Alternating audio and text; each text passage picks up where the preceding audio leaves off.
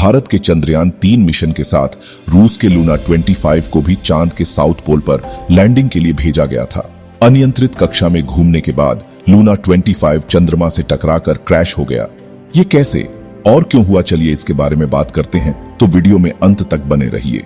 दोस्तों, इस सतह पर उतरने जा रहा रूस का स्पेसक्राफ्ट लूना 25 अपना रास्ता भटक गया। इससे चांद पर लूना 25 की क्रैश लैंडिंग हुई है। लूना 25 के दुर्घटनाग्रस्त होने से रूस को काफी नुकसान हुआ है। लूना 25 मिशन का बजट करीब $200 मिलियन था, यानी रूस को इस मिशन के फेल होने से 16.6 अरब रुपए का नुकसान हुआ है। रूस के मून मिशन को बड़ा झटका लगा है।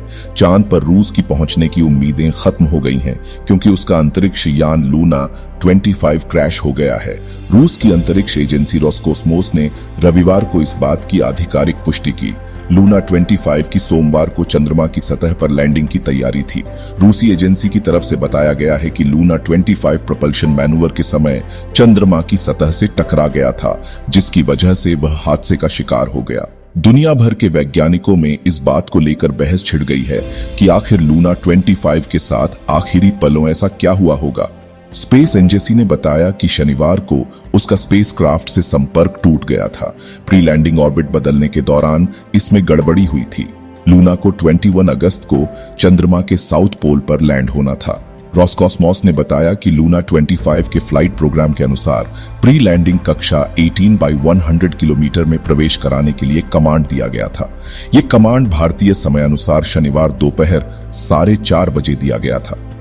इस दौरान लूना पर इमरजेंसी कंडीशन बन गई, क्योंकि स्पेसक्राफ्ट एक्चुअल पैरामीटर के अनुसार थ्रस्टर फायर नहीं कर पाया। स्पेस एजेंसी ने कहा कि शुरुआती एनालिसिस के नतीजों से पता चलता है कि कैलकुलेशन से जो पैरामीटर सेट किए गए थे, उन पैरामीटरों से स्पेसक्राफ्ट डेविएट हो गया।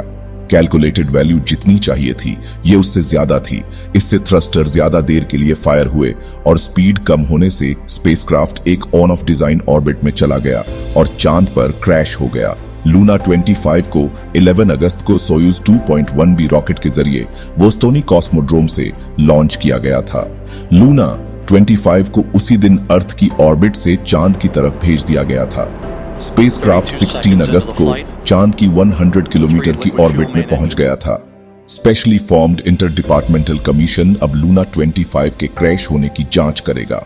लूना 25 को 11 अगस्त को सोयूज 2.1B रॉकेट के जरिए वोस्तोनी कॉस्मोड्रोम से लॉन्च किया गया था। लूना 25 को उसी दिन अर्थ की ऑर्बिट से चांद की तरफ भेज दिया गया था। स्पेसक्राफ्ट 16 अगस्त को चांद की 100 किलोमीटर की ऑर्बिट में पहुंच गया था। स्पेशली फॉर्म्ड इंटरडिपार्टमेंटल कमीशन अब लूना 25 के क्रैश होने की जांच करेगा।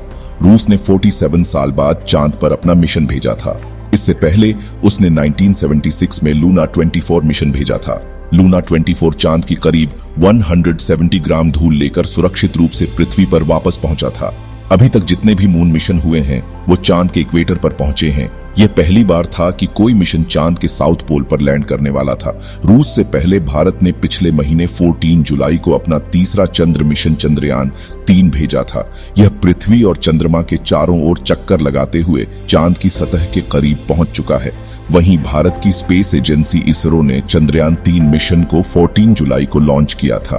फ्यूल का कम इस्तेमाल हो और कम खर्च में यान चंद्रमा पर पहुंच जाए, इसलिए उसने पृथ्वी की ग्रेविटी का इस्तेमाल किया है। इस प्रोसेस में फ्यूल तो बच जाता है, लेकिन समय ज्यादा लगता है, इसलिए चंद्रयान को चांद पर पहुंचने में ज्यादा टाइम लग रहा है। 4 साल पहले साल 2019 में भी भारत ने चंद्रयान 2 लॉन्च किया था, लेकिन सतह पर लैंडिंग से ठीक पहले मिशन सफल नहीं हो सका था। इस बार इसरो के वैज्ञानिकों ने तीसरे मिशन को सक्सेसफुल बनाने के लिए दिन रात एक कर दिए हैं। उधर 11 अगस्त को रूसी स्पेस एजेंसी रोसकोस्मोस ने भी अपना चांद मिशन लूना 25 भेज दिया। रूस ने 1976 के सोवियत काल के बाद पहली बार इस महीने की शुरुआत में अपना चंद्र मिशन भेजा था। लूना 25 का भार 1750 किलोग्राम था। चंद्रयान 3 की तुलना में कम वजन के चलते लूना 25 ईंधन भंडारण क्षमता और ईंधन दक्षता से जुड़ी चिंताओं को दूर करता है, जिसकी वजह से यह सीधे चांद की ओर बढ़ सका, जबकि भारत का चंद्रयान 3 ने चंद्रमा तक पहुंचने के लिए घुमावदार रास्ते को चुना। लूना 25 का क्रैश होना रूस के लिए बड़ा झटका माना जा रहा है। दरअसल पिछले लंबे समय से रूस कई मोर्चों पर लड़ाई लड़ रहा है, जहां पर उसे आर्थिक रूस से भी नुकसान झेलना पड़ रहा है। पिछले साल की शुरुआत में रूस और यूक्रेन के बीच युद्ध छिड़ गया, जिससे अमेरिका समेत तमाम पश्चिमी देश उसके खिलाफ हो गए। तमाम प्रतिबंधों की वजह से रूस को बड़ा आर्थिक नुकसान हुआ। हालांकि इसके बावजूद भी 47 सालों के बाद अपना मून मिशन लूना 25 को लॉन्च किया, लेकिन सतह पर उतरने से ठीक पहले वह भी क्रैश हो गया। चंद्रयान 3 के बाद में भेजे जाने के बावजूद भी इसकी लैंडिंग पहले होनी थी। जहां भारत का चंद्रयान 3 23 अगस्त को शाम 6:04 पर चंद्रमा की सतह पर उतरेगा, वहीं संभावना थी कि लूना 25 सोमवार 21 अगस्त को लैंड कर सकता है।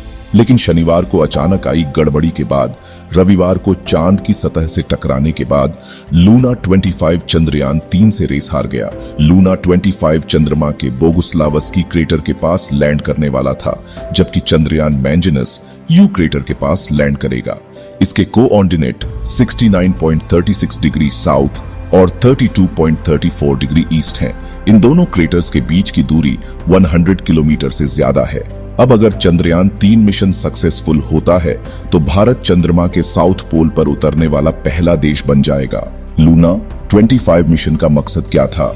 चांद की मिट्टी के नमूने लेकर बर्फ की उपस्थिति का पता लगाना, अपनी लेटेस्ट सॉफ्ट लैंडिंग और दूसरी स्पेस टेक्नोलॉजी की टेस्टिंग, साउथ पोल पर मिट्टी की फिजिकल मैकेनिकल प्रॉपर्टी का अध्ययन, सोलर विंड के असर को देखने के लिए प्लाज्मा धूल का अध्ययन, डीप स्पेस और दूर के ग्रहों की खोज के लिए एक लॉन्चिंग पैड। रूस का लूना 25 मिशन चांद पर उसके फुली ऑटोमेटेड बेस बनाने के प्रोग्राम का हिस्सा था। रॉसकॉस्मोस के हेड यूरी बोरिसोव ने बताया कि 2027, 2028 और 2030 में लूना के 3 और मिशन लॉन्च किए जाएंगे। इसके बाद हम चीन के साथ अगले फेज में एंटर करेंगे। इस फेज में हम चांद पर मैंड मिशन भेजेंगे और लूनर बेस भी बनाएंगे। रूस के लूना 25 के क्रैश होने के बीच इसरो को पूरी उम्मीद है कि उसका चंद्रयान 3 सफल होगा। 23 अगस्त की शाम 6:04 पर चांद के दक्षिणी ध्रुव पर लैंडिंग करवाई जाएगी। इस बार चंद्रयान में इंजन समेत तमाम तरह के बदलाव किए गए हैं, जिससे पिछले मिशन की तरह इसका अंजाम नहीं हो। जब से चंद्रयान 3 को लॉन्च किया गया है, तब से अब तक यह पूरी तरह से सफल साबित रहा है। फिर चाहे पृथ्वी की कक्षा के चक्कर लगाना हो या फिर डिब्यूस्टिंग हो, महीने भर से ज्यादा समय तक सब कुछ सही रहने से भी इसरो वैज्ञानिकों को उम्मीद है कि लैंडिंग के दौरान भी इसमें कोई दिक्कत नहीं आएगी।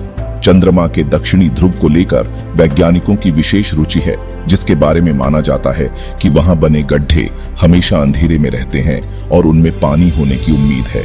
चट्टानों में जमी अवस्था में मौजूद पानी का इस्तेमाल भविष्य में अंतरिक्ष यात्रियों के लिए वायु और रॉकेट के ईंधन के रूप में किया जा सकता है। यह जानकारी आपको कैसी लगी, हमें कमेंट सेक्शन में जरूर बताएं और हाँ, वीडियो को लाइक एवं शेयर करना बिल्कुल ना भूलें। मिलते हैं अगली वीडियो में।